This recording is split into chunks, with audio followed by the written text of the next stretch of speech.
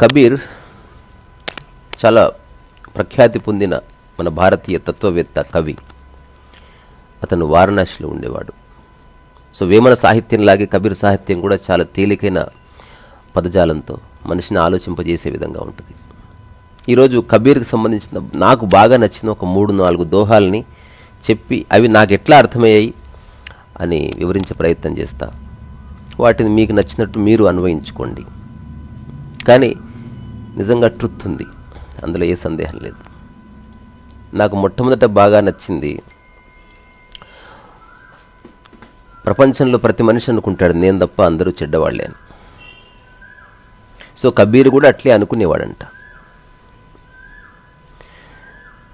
అప్పుడు అతను చెప్పిన దోహా ఏంటంటే, బురా జో దేఖన్ మై చలా బురా న మిలియా కోయి, జో దిల్ ఖోజా అప్నా ముత్సే బురా న కోయి. చెడ్డవాడి కోసం వెతుకుతూ నేను ఈ ప్రపంచం అంతా తిరిగాను. బురాన మిలియా కోయి, నాకు ఒక్క చెడ్డవాడు తారసపడలేదు. జో దిల్ ఖోజా అప్నా, ఎప్పుడైతే నా హృదయంలో నేను తొంగి చూసుకున్నానో ముత్సే బురాన కోయి, నా అంత దుర్మార్గుడు ఇంకొక లేడని తెలుసుకున్నా అంటాడు. మెల్లగా ప్రపంచాన్ని వదిలి ప్రకృతిలోకి వస్తున్న ఏ మనిషి అయినా ఇట్లా అనుభూతి చెందవలసిందే.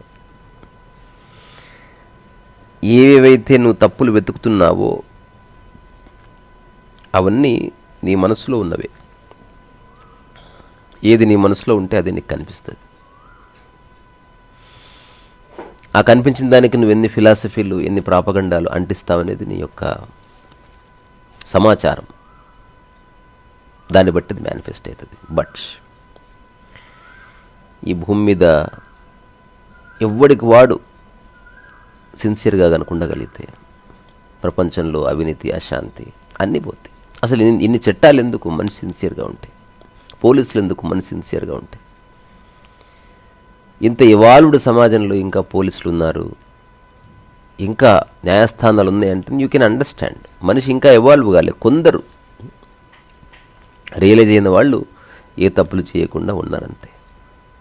సో మనలో ఉన్న వాటిని మనం గుర్తించడమే నిజమైన సాధన తప్ప వేరే వాళ్ళ తప్పులు ఎన్నుతూ బతికే వాళ్ళ గురించి మాత్రం, అలాంటి వాళ్ళు మాత్రం ఆనందంగా ఉన్న దాఖలాలు. ఎందుకంటే వాళ్ళకి ఎప్పుడు వేరే వాళ్ళలో ఏదో తప్పు కనిపిస్తూనే ఉంటుంది. ఇంకొక దోహా నాకు బాగా నచ్చింది. కహే కబీర్ కైసే నిబాహే కేర్ బేర్ కో సంగ్, కహే కబీర్ కైసే నిబాహే కేర్ బేర్ కో సంగ్, వహ్ ఝూమత్ రస్ అప్ని ఉస్కే ఫాటత్ అంగ్. ఇదేంటో తెలుసా? కుటుంబ సభ్యులు మాకు పడట్లేదు అంటాడు. అట్లాంటి వాళ్ళని చూసి రాసింది ఇది. అత్తకి కోడలు పడదు, కోడలికి మామ పడదు, మామ కలుడు పడడు, అందరికి పడితే పక్కింటోళ్ళకి వీలు పడరు. సో ఏదో ఒక లంపటం ఉంటుంది, ఏదో ఒక ప్రాబ్లం ఉంటుంది. దానికి కారణం ఏమిటంటే ఒకరి మనస్తత్వాలను పోలి ఇంకొకరి మనస్తత్వాలు లేవు అని. సో కహే కబీర్ కైసే నిబాహే అంటే రకరకాల మనస్తత్వాలతో ఉన్న వాళ్ళని చూసి కబీర్ అంటున్నాడు, వాళ్ళు కలిసి ఉండలేరు, కోఎగ్జిస్ట్ కాలేరు. కేర్ బేర్ కో సంగ్. ఎట్లయితే ఒక బాగా బలమైన కొమ్మలున్న చెట్టు, దాని పక్కనే ఉన్న ఒక బనానా చెట్టు అంటే అరటి చెట్టు, ఈ రెండు చెట్లే చూడ్డానికి, రెండు భూమి ఆధారంగానే వస్తున్నాయి, రెండు గాలి ఆలంబన చేసుకొని నీటి ఆలంబనగానే పెరుగుతున్నాయి. అయినప్పటికీ రెండిటి స్వభావాలు వేరు. ఒకటి బలంగా ఉంది, ఒకటి అతి సున్నితంగా ఉంది. ఇప్పుడు ఈ బేర్ ట్రీ ఏం చేస్తుంది? బలమైన ట్రీ అట్లా గాలి రాగానే ఊగుతుంది, దాని కొమ్మలు దాకి అరిటాకులన్నీ ఛిద్రమైపోతాయి. సో వహ్ జూమత్ రసప్ని, అది తన ఆనందంలో ఊగుతూ ఉంటుంది, కొమ్మలు ఆకులు కొట్టుకుంటూ ఉంటుంది. ఉస్కే ఫాటత్ అంగ్, కానీ పక్కన ఉన్న చెట్టు మొత్తం నాశనం అయిపోతుంది. ఇంట్లో కూడా అంతే. ఒకరు శాంత స్వభావాలు ఉంటారు, ఒకరు రౌద్ర స్వభావాలు ఉంటారు, ఒకరు మౌనులు ఉంటారు, ఒకరు కుళ్ళుబోతు వాళ్ళు ఉంటారు. ఈ నేచర్ సెట్ గాక కాన్ఫ్లిక్ట్ వస్తుంది. అందుకని నీ నేచర్ కాదని తెలిసిన తర్వాత వాళ్ళతో ఏ కమ్యూనికేషన్ ఏర్పాటు చేసుకోవద్దు అనేది ఒక అబ్జర్వేషన్.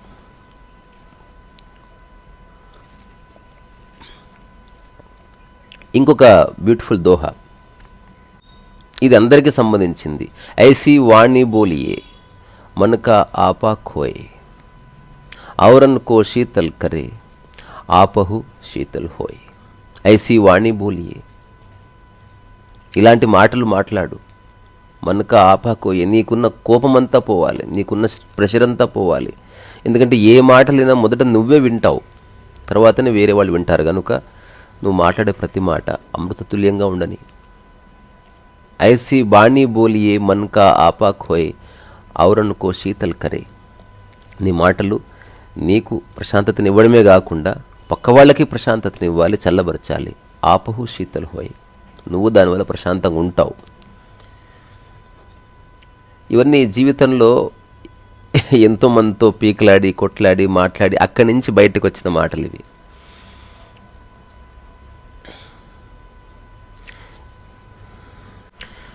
ఇంకా ఒక బాగా నచ్చిన కబీర్ దోహా, దీనికి సంబంధించిన ఒక కథ కూడా చెప్పి ముగిస్తా. బడా హువా తో క్యా హువా జైసే పేడ్ ఖజూర్, బడా హువా తో క్యా హువా జైసే పేడ్ ఖజూర్ పంథీ కో ఛాయా నహీ ఫల్ లగే అతి దూర్. అంటే చాలా పెద్దగా ఏపుగా పెరిగావు. ఎట్లా పెరిగావు? ఖర్జూర చెట్టులాగా పెరిగావు, లేకపోతే తాటి చెట్టులాగా పెరిగావు. కానీ కింద ఉన్న వాళ్ళకి నీడ రావడం లేదు, పళ్ళు కోసుకొని తిందామంటే అందడము లేదు. సో ఇట్ సింప్లీ మీన్స్ నువ్వు చాలా ఎదిగావు కానీ ఎవరికి ఉపయోగపడడం లేదని. ఒక చిన్న రియల్ స్టోరీ చెప్తా. నాకు ఒక ఆయన కలిసాడు, చాలా ఫేమస్ పర్సన్. అంటే మీడియాలో ఫేమస్ పర్సన్ కాదు, బిజినెస్ వరల్డ్లో ఫేమస్ పర్సన్. అతను కాస్త నిరాశగా ఉన్నట్టు కనిపించింది. అడిగాను, ఏంటి సార్ మీ స్టోరీ ఏమిటి అని. ఏముందయ్యా, ఇన్ని చేసి అంతా నిరర్థకం అనిపిస్తుంది అన్నాడు. పర్వాలేదు చెప్పండి, నేను ఎవరిని జడ్జ్ చేయను, నాకు ఎవరి మీద ఒపీనియన్స్ ఉండవు. మీరు చెప్పిన కథను ఆధారం చేసుకుని మీ మీద ఏ విధమైన ఒపీనియన్ పెట్టుకున్నాను తెలుసు, అందుకే చెప్పాలనుకుంటున్నాను చెప్పాడు ఆయన. ఏం చెప్పాడంటే, చిన్నప్పటి నుంచి చాలా కష్టపడి అందరికంటే ఎక్కువ చదువుకోవాలని చదువుకొని, ఆ చదువుకున్న టైంలో చాలా అహంకారాన్ని క్రియేట్ చేసుకుని, చదవని ఫ్రెండ్స్ అందరినీ వదిలేస్తూ, తనలాగా బాగా చదివే ఫ్రెండ్స్ని క్రియేట్ చేసుకుంటూ, తర్వాత అందరికంటే తనకు బాగా చదవచ్చు అని కుటుంబ సభ్యులని కించపరుస్తూ, అట్లా he became a top ranker. తర్వాత మంచి ఉద్యోగం వచ్చింది, పెద్ద కంపెనీలో అతను సీనియర్ హెచ్ఆర్, అక్కడి నుంచి ఆల్మోస్ట్ వైస్ ప్రెసిడెంట్ ఆ స్థాయికి వెళ్ళాడు. చూస్తుంటేనే ఒక ఆఫీస్ కట్టుకున్నాడు, ఆఫీస్లో ఒక 10 మంది స్టాఫ్, తనకు పర్సనల్గా తను ఒక కంపెనీ పెట్టుకున్నాడు. అది మెల్లగా పెరిగింది. తను ఒక గోల్డెన్ ఛాంబర్ క్రియేట్ చేసుకున్నాడు. దాని మీద రాసి ఉంటుంది, ఇక్కడ అందరు నిశ్శబ్దంగా ఉండాలి, ఎవరు రావడానికి వీల్లేదు. సో అందరు గజ్జును అణుకుతారనమాట. ఇది చెప్పి ఆగిపోయాడు ఆయన.